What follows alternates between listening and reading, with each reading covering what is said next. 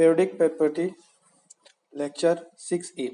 Generally हम 15, 16 and 17 group में ही tendency देखते हैं क्या इलेक्ट्रॉन गेनिंग का, इसलिए हम इसी में देखेंगे कि इनकी इलेक्ट्रॉन एफिनिटी या इलेक्ट्रॉन गेन एंथैल्पी का ऑर्डर क्या होता है। तो हम 15 to 16, 17 ग्रुप में देखें तो अगर हम इसका ऑर्डर निकालें तो फर्स्ट क्या होता है कि सेकेंड पीरियड में क्या होता है कि स्मॉल साइज इलेक्ट्रॉन रिपल्सन क्या होता है, डोमिनेट कर जाता है स्मॉल साइज में, जिसके कारण क्या होती है कि इसकी इलेक्ट्रॉन जो एफिनिटी या फिर इलेक्ट्रॉन गेन एंथैल्पी क्या होती है, कम हो जाती है as compare to third period. क्योंकि हम जानते हैं कि पीरियड में नीचे जाने पर क्या होता है, साइज बढ़ता है, जिससे कि इलेक्ट्रॉन एफिनिटी या इलेक्ट्रॉन गेन एंथैल्पी क्या होनी चाहिए, उसके साथ कम होनी चाहिए। पर इसके जस्ट अपोजिट होता है यहाँ पर, क्योंकि यहाँ पर इसका स्मॉल साइज होने के कारण इस पर प्रेजेंट इलेक्ट्रॉन रिपल्सन या electron density per unit volume क्या होता है, ज्यादा होता है, जिसके कारण रिपल्सन लगता है। अब देखें उसके नीचे, जैसे हम 17 ग्रुप में देखते हैं तो फ्लोरीन का सबसे कम होगा, और फिर क्लोरीन, फिर फ्रोमीन, फिर फ्लोरीन, फिर आयोडीन का होगा। तो सबसे ज्यादा किसका होता है, क्लोरीन का। क्लोरीन के बाद किसका आएगा, फ्लोरीन का, फिर ब्रोमीन का, फिर आयोडीन का होता है। उसके बाद देखते हैं ऑक्सीजन फैमिली में, तो ऑक्सीजन फैमिली में भी ऐसा ही होता है, लेकिन यहाँ पर यह बात होता है कि फ्लोरीन की इलेक्ट्रोनेगेटिविटी ज्यादा होने के कारण वो क्या होता है, क्लोरीन से ही पीछे रहता है। लेकिन ऑक्सीजन फैमिली में ऑक्सीजन जो है सबसे लास्ट में चला जाता है। इसका electron density per unit volume होने के कारण इसका भी कम होता है। क्या इससे क्या होता है, इलेक्ट्रॉन एफिनिटी या इलेक्ट्रॉन गेन एंथैल्पी कम होता है। तो सबसे ज्यादा सल्फर का इस ग्रुप में होता है, फिर सेलेनियम, फिर टेलोनियम, फिर पोलोनियम, फिर ऑक्सीजन का होता है। अगर हम 15 ग्रुप की देखें, nitrogen, phosphorus, arsenic, antimony, bismuth में, तो नाइट्रोजन का क्या होता है, वही सेकेंड ग्रुप वाला लगेगा जिसमें इलेक्ट्रॉन या electron density per unit volume. तो इसका क्या होता है, फास्फोरस से तो कम होता है। लेकिन अब इसमें इंटरेस्टिंग बात यह है कि फास्फोरस का भी क्या होता है, electron density per unit volume के कारण ये भी नीचे आ जाएगा। तो आर्सेनिक सबसे ऊपर चला जाएगा, फिर एंटीमनी, फिर बिस्मिथ, फिर फास्फोरस आएगा, फिर नाइट्रोजन आएगा। तो हमको ये जनरली इस ट्रेंड को याद रखने की बात है। अगर हम देखें कि F2Cl2 Br2 और I2 में किसके लिए क्या होगा, बॉन्ड डिसोसिएशन एनर्जी ज्यादा होगा। तो हमको पता है कि बॉन्ड डिसोसिएशन एनर्जी उसके ऊपर डिपेंड करती है कि बॉन्ड का स्ट्रेंथ कितना है, और बॉन्ड स्ट्रेंथ इस पे डिपेंड करती है कि बॉन्ड लेंथ कितना ज्यादा है। क्योंकि यहाँ पर 2p2p बॉन्ड फॉर्म हो रहा है फ्लोरीन में, तो इसका बॉन्ड स्ट्रांग होना चाहिए कंपेरिजन टू आयोडीन के 5p से। ऐसा होता भी है, पर अगर देखने वाली बात यह है कि आयोडीन में सबसे वीकेस्ट होगा, लेकिन जो फ्लोरीन में है इन सब में क्या है, लोन पेयर प्रेजेंट है। तो इनमें फ्लोरीन के जो लोन पेयर होता है, उसमें क्या बॉन्ड का क्या होता है, छोटा होने के कारण इनमें लोन पेयर में, और साइज छोटा होने के कारण फ्लोरीन का, और बॉन्ड का भी छोटा होने के कारण इनके दो फ्लोरीन जो पास पास रहते हैं उनमें क्या होता है, रिपल्सन होता है due to size list, bond length less, इसलिए। तो उसका क्या होता है, बॉन्ड डिसोसिएशन एनर्जी क्या हो जाता है, कम हो जाता है। सबसे ज्यादा होना चाहिए था फ्लोरीन का, सबसे बड़े का सबसे कम, और सबसे छोटे का सबसे ज्यादा। लेकिन यहाँ पर क्या हो गया, उल्टा हो गया। उल्टा तो नहीं हुआ, फ्लोरीन का तो आयोडीन का तो ठीक है, लेकिन फ्लोरीन क्या होता है, क्लोरीन और ब्रोमीन को बीट करके पहुंच जाता है आयोडीन के पीछे। तो क्लोरीन सबसे ज्यादा, फिर ब्रोमीन, फिर फ्लोरीन, फिर आयोडीन आता है। अब हम देखें कि H2 हीलियम एंड हाइड्रोजन के रेडियाई को कंपेयर करें, तो H क्या है, कोवेलेंट है, और हीलियम क्या है, वंडरवॉल रेडियाई रखेगा, नोबल गैस। तो अगर हम देखें कि H2 का क्या होगा, क्योंकि ये मॉलिक्यूल है तो हम इसका कैसे निकालते हैं, वंडरवॉल रेडियाई से ही निकालते हैं।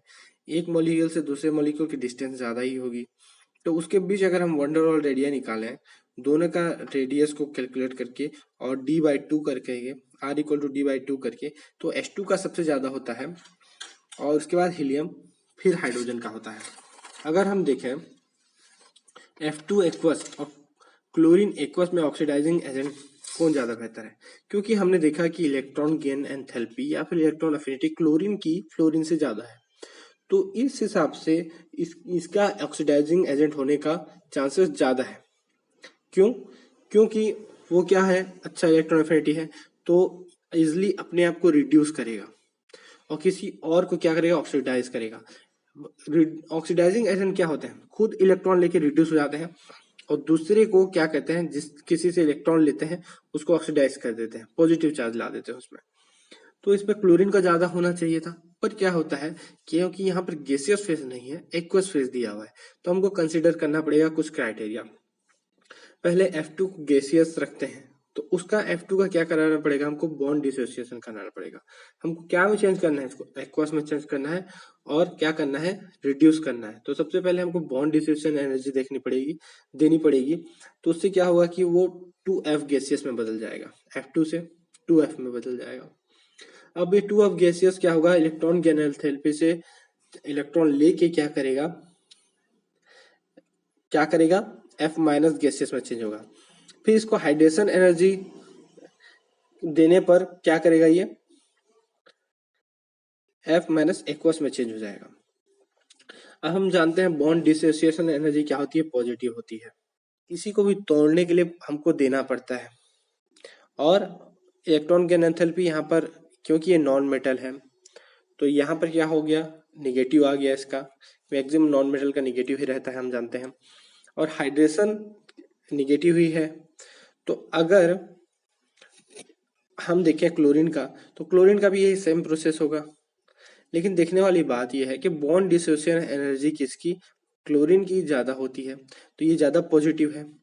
और इसकी इलेक्ट्रॉन गेन एंथैल्पी भी हमने पहले भी स्टैंड में स्टडी किया हुआ है कि निगेटिव होता है electron gain enthalpy non metal का, तो ये भी इसका हाई है।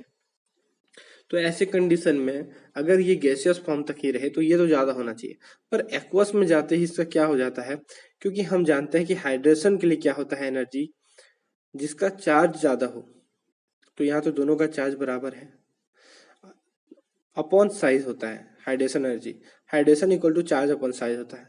तो चार्ज तो बराबर है, तो साइज किसका छोटा है, किसका, फ्लोरीन का। फ्लोरीन का साइज छोटा होने के कारण ये क्या करेगा, क्लोरीन को बीट कर देगा और इसका हाइड्रेशन एनर्जी बहुत ज़्यादा हो जाता है, इसी कारण ये इसको बीट करते हुए अच्छा ऑक्सीडाइजिंग एजेंट बन जाता है। ओवरऑल इसका जो आता है निगेटिव हाई आता है, और निगेटिव हाई आने का मतलब होता है कि ये ज़्यादा एनर्जी दे रहा है रिएक्शन के लिए, अपने आप से रिलीज कर रहा है और फास्ट रिएक्शन शो करेगा।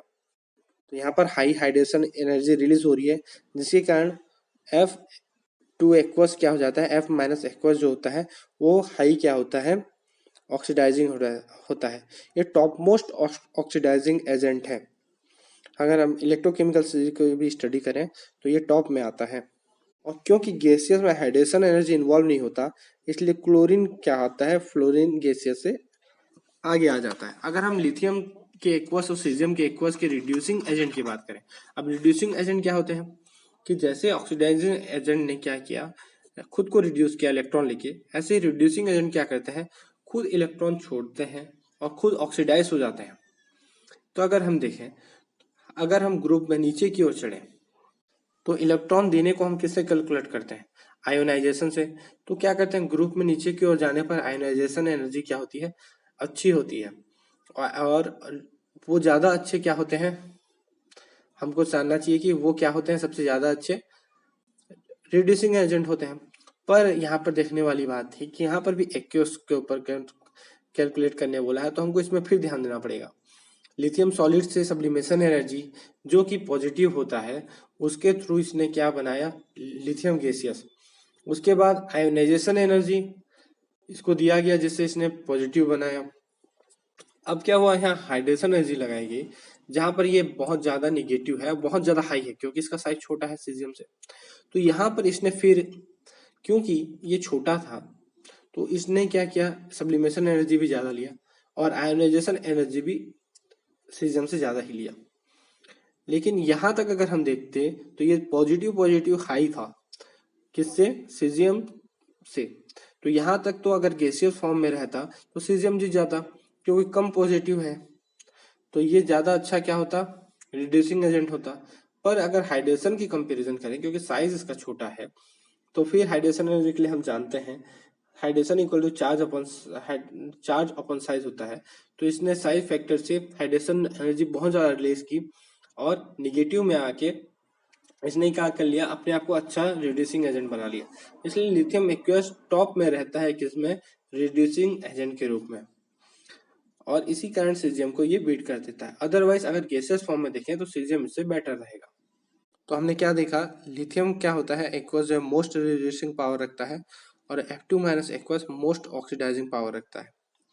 और निगेटिव टर्म में जितना ज़्यादा एनर्जी रिलीज करेगा वो उसकी ज़्यादा स्टेबिलिटी या ज़्यादा रिएक्टिविटी को शो करता है। तो अब हम देखने वाली बात है कि अगर उसके पूरी सीरीज को स्टडी किया जाए, lithium, caesium, rubidium, potassium, sodium आता है, मतलब लिथियम ही एक ऐसा है जो हाइड्रेशन एनर्जी के कारण सबको डोमिनेट करते हुए टॉप में आ जाता है। उसके बाद क्या आता है, सीजियम जो नॉर्मल होना ही चाहिए था, फिर रुबिडियम, पोटेशियम, सोडियम, ये साइज के कॉन्सेप्ट को फॉलो करता है।